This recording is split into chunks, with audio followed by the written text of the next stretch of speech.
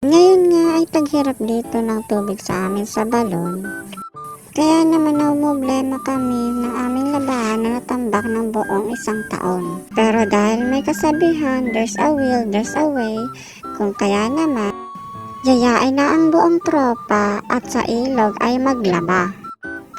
O diba pak, nag-uumapa, mga labahan pa lang yan.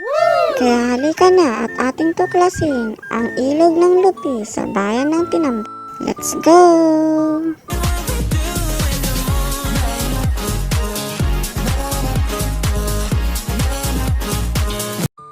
Dito nga ay dumaan muna kami sa isang tindahan na nadaanan namin dahil may nakalimutan daw na bilihin.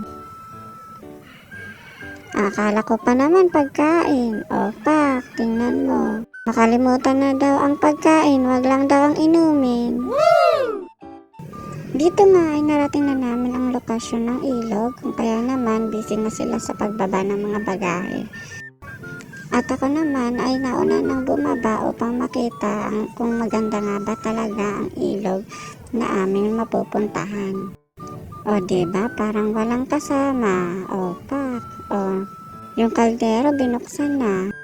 Habang paibaba nga ako ay naifeel ko na yung essence ng ilog. Naririnig ko na din yung ragasan ng tubig kaya excited na ako. O pak, kita nyo naman. O diba?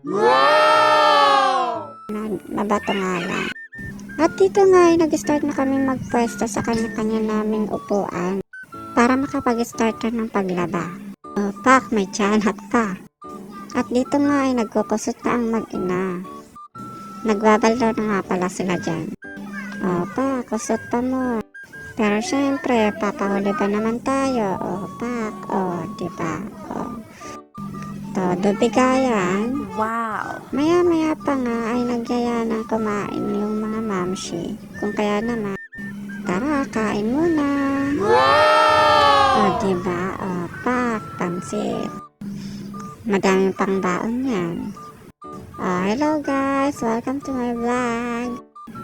Matapos nga ang matinding kusutan, ay ayun na, nag-ipon-ipon na ang mga mamshi.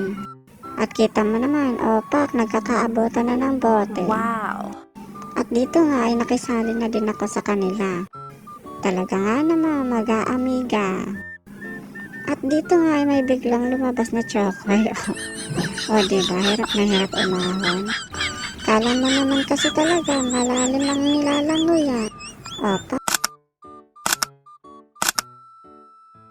O diba, may picture taking pang naganap.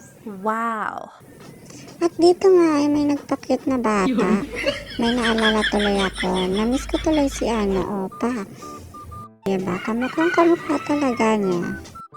At dito nga ay may nagpakalong pa sa akin isang bata. At dahil tapos na ang saya, kaya heto ay uwian na. At natodas na naman ang biyahe ni ama. For more videos, please click subscribe and click the bell button. Salamat!